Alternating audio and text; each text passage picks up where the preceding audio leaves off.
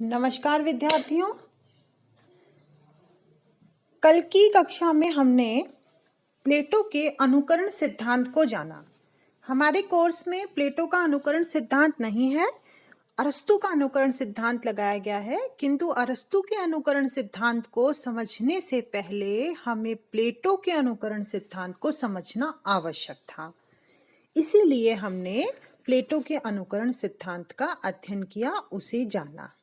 आज हम अरस्तु के अनुकरण सिद्धांत को जानेंगे। उससे पहले अरस्तु के थोड़े जीवन परिचय को जान लेते हैं। अरस्तु का जन्म 384 ईसा पूर्व में मकदूनिया के स्तगिरा में हुआ था। इनको बाल्यकाल से ही अच्छा वातावरण, अभिजात वातावरण इनको प्राप्त हुआ था। बाद में ये एथेंस चले गए और प्लेटो का जो विद्या केंद्र था उसमें इन्होंने प्रवेश लिया और प्लेटो इनके गुरु बन गए। बड़ी कुशाग्र बुद्धि थी इनकी और उत्कृष्ट व्यक्तित्व था और इसीलिए सभी इन्हें बहुत पसंद करने लगे, जानने लगे। ये सबके आकर्षण का केंद्र बन गए। प्लेटो तो इन्हें अपने विद्या केंद्र का मस्तिष्क कहा करते थे। इन्होंने वहीं पर ही 20 वर्ष तक अध्ययन किया। लेकिन प्लेटो और अरस्तु के विचारों में बाद में मतभेद शुरू हो गए।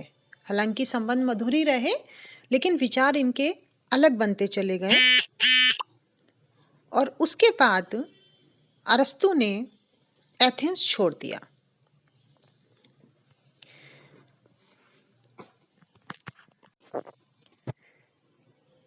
अरस्तु ने ही सिकंदर महान को शिक्षा दी थी और सिकंदर की मृत्यु के बाद फिर अरस्तु ने मकदूनिया छोड़ दिया और ईसा पूर्व 322 में अपनी जन्मभूमि स्तगिरा के पास ही खलकिस नगर में उनकी मृत्यु हो गई। मृत्यु से कुछ समय पहले उन्होंने वसीयतनामा रचना लिखी थी, जिसे दास प्रथा से मुक्ति का प्रथम घोषणा पत्र कहा जाता है। साहित्य से संबंध रखने वाले इन्होंने 2 ग्रंथ लिखे, भाषा शास्त्र जिसे तेखनेस रितोरिकेस कहते हैं और काव्य शास्त्र जिसे पेरिपोइथिकेस कहते हैं। ये 2 इनके साहित्य संबंधित ग्रंथ थे। पेरिपोइथिकेस 26 अध्याय हैं, उसमें लगभग 50 पृष्ठ हैं, छोटी सी रचना है। ये तो हमने इनके बारे में जाना। अब हम आते हैं अरस्तु के अनुकरण सिद्धांत पर। अरस्तु कहता है कि अनुकरण वह तंत्र है जिसके द्वारा कवि अपनी कल्पनात्मक अनुभूति की प्रेक्षणीय अभिव्यक्ति को अंतिम रूप प्रदान करता है।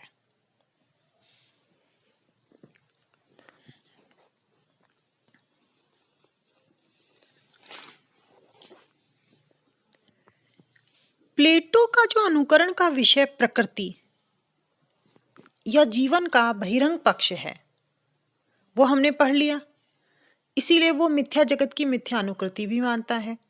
लेकिन अरस्तु के अनुकरण का विषय प्रकृति या जीवन का बहिरंग ही नहीं बल्कि अंतरंग पक्ष भी प्रधान है। और अंतरंग पक्ष से उनका तात्पर्य है कल्पना, अनुभूति, संवेदना, विचार। ये अरस्तु कहते हैं कि अनुकरण वस्तु के यथार्थ रूप का नहीं,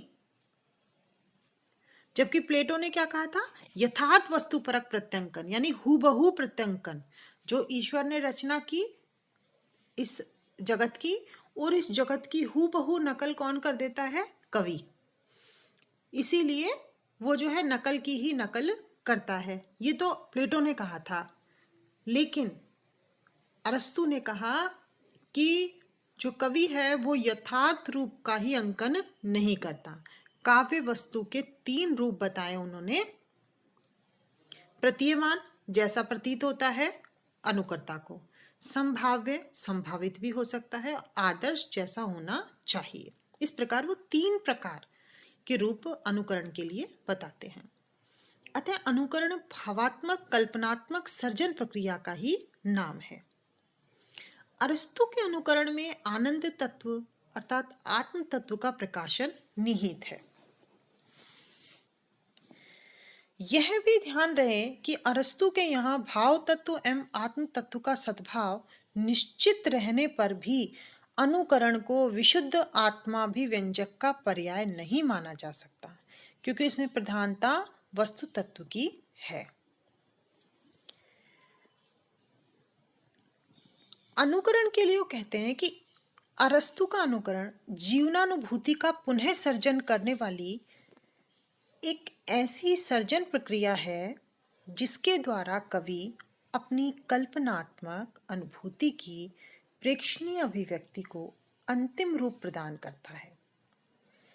यहाँ अनुकरण यथार्थ वस्तुपरक प्रत्यंकन से नहीं बल्कि भावपरक अनुकरण से है, जहाँ संवेदना, अनुभूति, कल्पना, प्रकृति के अपूर्ण कार्य को सर्जन प्रक्रिया में रत होकर पूर्ण करता है।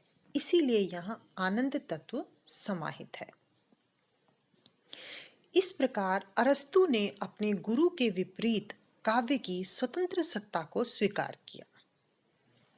प्लेटो ने अपने अनुकरण द्वारा काव्य को असतहीन और हानिकारक कहा था, वहीं अरस्तु ने अपने अनुकरण द्वारा काव्य को सत, गंभीर और उपयोगी कहा। प्लेटो कला के अध्ययन को नीति शास्त्र से संबद्ध मानता है। वो उपयोगितावादी दृष्टिकोण को अपनाता है और इसीलिए कहता है कि एक गोबर से भरी टोकरी अगर अपना कुछ महत्व रखती है तो वो उपयोगी है बजाय एक कविता के। जबकि अरस्तु का कला संबंधी सिद्धांत सौंदर्य शास्त्र पर आधारित है। अरस्तु ये मानता है कि अगर सौंदर्य और आनंद अगर जगत में नहीं रहेंगे तो वह जगत इंसानों का नहीं पशु तुल्य हो जाएगा। स्कॉट जेम्स ने भी कहा है कि अरस्तु ने काव्य को दार्शनिक, राजनैतिक तथा नीति शास्त्र के अत्याचार से मुक्त किया।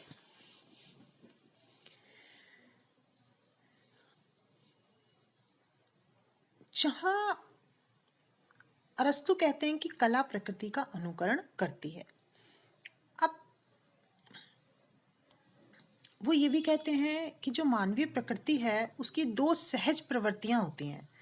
एक अनुकरण की प्रकृति है और इसी अनुकरण की प्रकृति के कारण कला प्रकृति का अनुकरण कर लेती है। लेकिन अरस्तु का प्रकृति से तात्पर्य क्या है? जगत का बाह्य, स्थूल और गोचर रूप, जो दिखाई, गोचर अर्थात जो दिखाई देता है, जैसे पर्वत है, पशु है, नदी है, झरने हैं आदि। ये तो जगत का बाह्य रूप। लेकिन अरस्तु क्या वो कहते हैं कि इस बाह्य रूप के साथ साथ ये जो गोचर रूप है इसके साथ साथ आंतरिक रूप आदि से भी उनका तात्पर्य है, जैसे काम, क्रोध, ये सब जो मनोविकार हैं ये। इसीलिए अरस्तु ने अनुकरण को हूबहू नकल नहीं माना। वो तो साफ कहते हैं कि प्रकृति के अनेक दोष और अभाव भी अनुकृति की प्रक्रिया से कला द्वारा पूरे किए जा सकते हैं।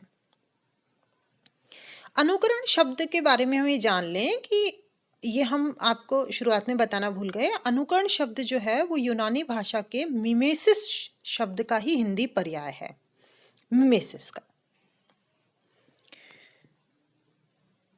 अगर हम इसमें जो अवरक्रामी विद्वान हुए हैं उन्होंने अरस्तु के तर्क को स्पष्ट किया और एक कोट दिया कि यदि कविता प्रकृति का केवल दर्पण होती तो वह हमें उससे कुछ अधिक नहीं दे सकती थी जो प्रकृति देती है, पर तथ्य यह है कि कविता का आस्वादन इसलिए करते हैं क्योंकि वह हमें वह भी प्रदान करती है जो प्रकृति नहीं दे सकती। इस प्रकार जो कलाकार होता है, जो साहित्यकार होता है, वो अपनी संवेदनाओं से जो अपूर्ण चीज है उसको भी पूर्ण कर देता है। क्या है क्या था और क्या होना चाहिए, ये सब हमें कलाकार बताता है। अब अरस्तु के अनुसार हमने जान लिया कि अनुकरण का विषय केवल बाह्य पक्ष नहीं है, आंतरिक पक्ष भी है। इसीलिए वो क्या कहते हैं, वस्तु कैसी है की अपेक्षा वस्तु कैसी होनी चाहिए, इस पर उन्होंने ज्यादा जोर दिया। अरस्तु के अनुकरण सिद्धांत से कुछ जो महत्वपूर्ण पहलू निकल कर आए, अब हम उन पर ध्यान देते हैं। कि कविता इस संसार की अनुकृति है और अनुकरण करना मानव का मुख्य उसकी विशेषता है। दूसरा, अनुकरण से आनंद की भी प्राप्ति होती है। जैसे पोएटिक्स में अरस्तु लिखते हैं कि जिन वस्तुओं का प्रत्यक्ष दर्शन हमें भय या दुख देता है, लेकिन उनका अनुकरण कर रूप हमें आनंद प्रदान करता है। कैसे? वो लिखते हैं कि जैसे डरावने जानवर, उनको देखने पर हमें भय होगा, दुख भी होगा, डरेंगे हम, किंतु जब हम उन्हीं का अनुकृत रूप देखते हैं तो हम आनंद का अनुभव करते हैं।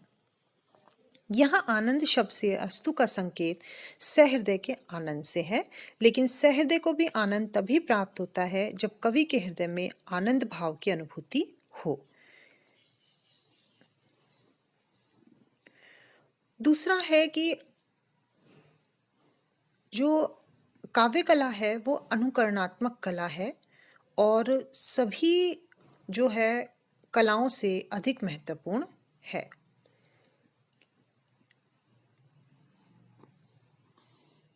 कलाकृति मूल वस्तु का पुनरुत्पादन है और मानव जीवन का एक सामान्य पक्ष है, मानव जीवन का आदर्श रूप है।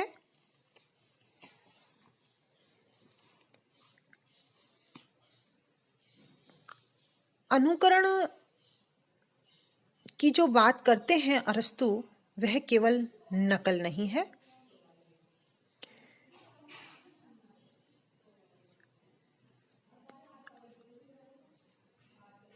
और जिस प्रकार हर अनुकरण कला नहीं है, उसी प्रकार हर कला भी अनुकरण नहीं है। अगर अरस्तु के अनुकरण सिद्धांत के कुछ आलोचक पहलू देखें तो उसमें यह है कि अरस्तु के अनुकरण सिद्धांत में व्यक्तिपरक भाव तत्व से अधिक महत्व वस्तुपरक भाव तत्व को दिया गया। कविता केवल कोरा उपदेश बनकर रह गई। अरस्तु के अनुकरण की यह भी आलोचना है कि इसमें कवि की अंतस चेतना को अपेक्षित महत्व नहीं दिया गया। विश्व साहित्य में एक बड़े स्तर पर गीति काव्य की सृष्टि हुई, जिसकी आत्मा है भाव, जहां व्यक्ति परक अनुभूतियों एवं हार्दिकता का प्राधान्य रहता है। वह गीति काव्य अरस्तु के अनुकरण सिद्धांत में कैसे आ पाएगा, अर्थात नहीं आ सकता। अरस्तु मिमेसिस के लिए इमिटेशन शब्द को चुनते हैं, वह भी उपयुक्त नहीं है, क्योंकि शब्द की अर्थ परिधि में कल्पनात्मक पुनर्निर्माण, पुनर्सर्जन, सर्जना के आनंद, इन सब का तो अंतर्भाव हो ही नहीं पाता। दूसरा, अरस्तु अपने काव्य शास्त्र में अनुकरण को ही कला की मूल आत्मा मानते हैं, परंतु आज के संदर्भ में विचार बदल गया। आज ऐसी कलाकृतियों को महत्व नहीं है जो अनुकरण का विषय है, बल्कि आज साहित्य या कला कल्पना पर आश्रित है, उसमें सौंदर्य अनुकरण पर आधारित नहीं होता। जाहिर है कि अरस्तु के अनुकरण सिद्धांत में भले ही कुछ खामियां रह गई हों, लेकिन इस सिद्धांत के द्वारा अरस्तु ने साहित्य को सौंदर्य शास्त्र की भाव भूमि पर प्रतिष्ठित किया और कविता के महत्व को सिद्ध किया। इसीलिए अरस्तु का अनुकरण सिद्धांत साहित्य जगत में एक बहुत बड़ा योगदान है।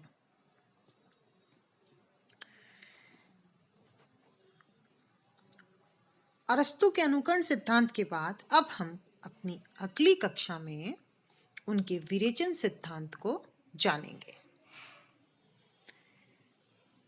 तब तक के लिए धन्यवाद।